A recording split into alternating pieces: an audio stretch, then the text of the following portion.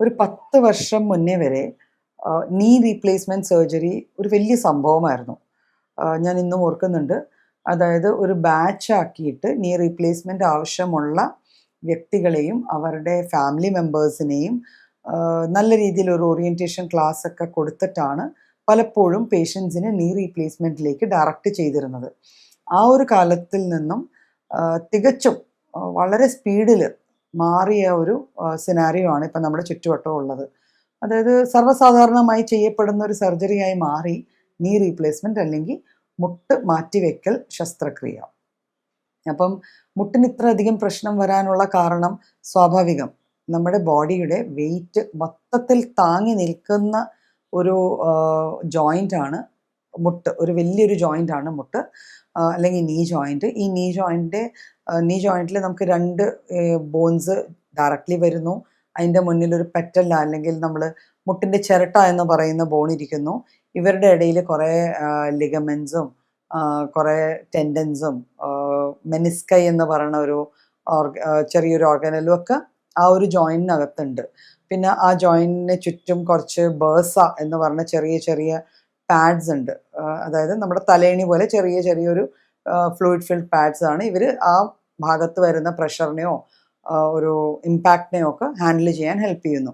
അപ്പോൾ ഇത്രയധികം സംഭവങ്ങളുള്ള ഒരു ജോയിൻ്റ് ആയതുകൊണ്ടായിരിക്കാം മുട്ടിൻ്റെ ഇതിലേതെങ്കിലും ഒരു ഭാഗത്തിന് വരുന്ന ചെറിയ ഇഞ്ചുറീസ് മുട്ടുവേദനയിലേക്ക് പര്യവസാനിക്കുക. പിന്നെ പണ്ടത്തെ കാലത്ത് ഇപ്പം നമ്മൾ ഒരു വീട്ടമ്മയെ മുട്ടുവേദന പൊതുവെ നമ്മൾ കൂടുതലും ഈ നീ റീപ്ലേസ്മെൻറ്റ് സർജറീസിന് അമ്മമാരെ വരുന്ന കാണാം. അമ്മമാർ വരാനുള്ള ഒരു റീസൺ എന്ന് വെച്ചാൽ പണ്ട് അടുക്കളയിലെ ജോലികൾ ഒന്നെങ്കിൽ ഇരുന്ന്, അല്ലെങ്കിൽ ഒരു കൊരണ്ടി പലകയുടെ പുറത്തിരുന്ന്, അല്ലെങ്കിൽ തറയിലിരുന്ന്, ഇത്തരത്തിൽ കുറേ രീതികളുണ്ടായിരുന്നു. ഇപ്പം നമ്മളുടെ എല്ലാ കിച്ചൺസും, മോഡേൺ കിച്ചൺസും നമ്മൾ നോക്കിക്കഴിഞ്ഞാൽ ഒരു പ്ലാറ്റ്ഫോം കാണും. ആ പ്ലാറ്റ്ഫോമിൻ്റെ പുറത്ത് വെച്ചായിരിക്കും എല്ലാം ചെയ്യുക. അപ്പം ഒരു നല്ല സമയം, ഒരു എന്താ പറയുക, ലയൺ ഷെയർ ഓഫ് ടൈം കിച്ചണിൽ സ്പെൻഡ് ചെയ്യണ സമയം നിന്നുകൊണ്ടാണ് സ്പെൻഡ് ചെയ്യുന്നത്. അത് നാച്ചുറലി നമ്മുടെ മുട്ടുകൾക്ക് ആവശ്യത്തിലേറെ സ്ട്രെസ്സ് കൊടുക്കുകയും അതിൻ്റെ ഭാഗമായിട്ട്, അല്ലെങ്കിൽ അതിൻ്റെ ഫലമായിട്ട്, അതിൻ്റെ റിസൾട്ടായിട്ട് അവിടെ ഒരു സ്ട്രെയിൻഡ് ആയിട്ടുള്ളൊരു അറ്റ്മോസ്ഫിയർ ഉണ്ടാവാം. ഇതുകൂടാതെ ഇഞ്ചുറീസ് ഒരു ഏജ് കഴിഞ്ഞാൽ ചിലപ്പോൾ തട്ടുകയോ മുട്ടുകയോ ഒന്ന് വീഴുകയോ ഒക്കെ ചെയ്യാനുള്ള സാധ്യത കുറേയേറെ ഉണ്ട്. അപ്പോൾ അവിടെയും ഇഞ്ചുറീസ് ഉണ്ടാവാം. ചിലപ്പോൾ അത് ബോൺസിനായിരിക്കാം ഇഞ്ചുറി, ചിലപ്പോൾ ലെഗമെൻസിനായിരിക്കാം, ചെറിയൊരു ടയറോ അല്ലെങ്കിൽ മെനിസ്കൈക്കായിരിക്കാം. മെനിസ്കൈ എന്ന് പറഞ്ഞാൽ ചെറിയ ലിഗമെൻസ് പോലെ തന്നെയുള്ള ചെറിയ പാളികളാണ്. മുട്ടിൻ്റെ ആ ജോയിൻറ്റിന് ഉള്ളിൽ വരുന്ന അവയവങ്ങളാണ്, ചെറിയ പാർട്സാണ്. അപ്പോൾ ഇവർക്ക് ഇഞ്ചുറിയോ അല്ലെങ്കിൽ സ്ട്രെയിനോ ഒക്കെ വന്നു കഴിഞ്ഞാൽ നമുക്ക് മുട്ടുവേദന ഉണ്ടാവും. അപ്പോൾ നമ്മൾ എക്സ്റേ എടുത്ത് നോക്കുമ്പോൾ മുട്ടിന് വലിയ കുഴപ്പമൊന്നും കാണില്ല.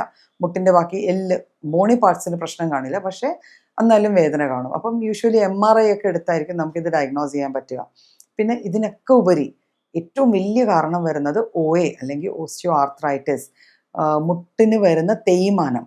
അപ്പോൾ തേയ്മാനം വന്നു കഴിഞ്ഞാൽ, തേയ്മാനം അറിയാലോ, വെയർ ആൻഡ് ടയർ, ആ ജോയിൻറ്റിൽ വരുന്ന തേയ്മാനം വന്നു കഴിഞ്ഞാലും മുട്ടുവേദന ഉണ്ടാവാം. അപ്പം ഇത് പ്രിവെൻറ്റ് ചെയ്യാനായിട്ട് നമുക്ക് കാൽഷ്യം, വൈറ്റമിൻ D ലെവൽസ് ഇതെല്ലാം എപ്പോഴും മോണിറ്റർ ചെയ്യണം. ബിക്കോസ് കാൽഷ്യത്തിൻ്റെ ലെവൽസ് ഒരു ഏജ് കഴിഞ്ഞ്, സ്ത്രീകളിൽ പ്രത്യേകിച്ചും ഒരു ഏജ് കഴിഞ്ഞ് കാൽഷ്യം ലെവൽസ് കുറഞ്ഞു കഴിഞ്ഞാൽ അത് ഈസ്ട്രജൻ്റെ കുറവ് കൊണ്ട് ആ ലെവൽസ് മെയിൻറ്റെയിൻ ചെയ്യാൻ പറ്റാതെ ആകുകയും ബോൺസിൻ്റെ ഡെൻസിറ്റി കുറയുകയും പെത്തോളജിക്കൽ ഫ്രാക്ചേഴ്സ് പോലത്തെ കണ്ടീഷൻസിലേക്ക് എത്തുകയും ചെയ്യാൻ സാധ്യതയുണ്ട്. അപ്പം പ്രൊഫഷണലി അല്ലെങ്കിൽ ഒരു ജോബ് വൈസ്, അല്ലെങ്കിൽ അവരുടെ വർക്ക് റിലേറ്റഡ് ആയിട്ടുള്ള സ്റ്റാൻഡിങ് പൊസിഷൻ, അവരുടെ ലൈഫ് സ്റ്റൈൽ, അത് ഓവറായിട്ട് ഒബീസ് ആവുക, ഒബീസിറ്റി പോലത്തെ കണ്ടീഷൻസ് വരിക, അത് ഡയബറ്റിക് പോലത്തെ കണ്ടീഷൻസ് വരിക, അല്ലാതെ നമ്മൾ ചെയ്യുന്ന വ്യായാമത്തിലെ കുറവുകളോ ഡയറ്റിൽ വരുന്ന ന്യൂട്രീഷൻ്റെ കുറവുകളോ കൊണ്ട് വന്നു ചേരാവുന്ന ഒരു സംഭവമാണ് മുട്ടുവേദന. പ്രോപ്പർ ഇൻവെസ്റ്റിഗേഷൻ ചെയ്ത് ഒരിക്കലും OA പോലത്തെ കണ്ടീഷൻസ് റിവേഴ്സ് ചെയ്യാൻ പറ്റില്ല, പക്ഷെ നമുക്കതിനൊരു പോസ് ഇടാൻ പറ്റും. മുട്ടുവേദന ഒരു നീ റീപ്ലേസ്മെൻറ്റ് സർജറിയിൽ എത്തുന്നതിന് മുമ്പ് തന്നെ ശരിക്കുമുള്ള ഇൻവെസ്റ്റിഗേഷൻസും പ്രോപ്പറായിട്ട് അതിനെ മാനേജ് ചെയ്ത് മെഡിസിൻസും കൂടെ കഴിച്ചു കഴിഞ്ഞാൽ നമുക്ക് നല്ല രീതിയിൽ ഇത് മാനേജ് ചെയ്യാൻ പറ്റും.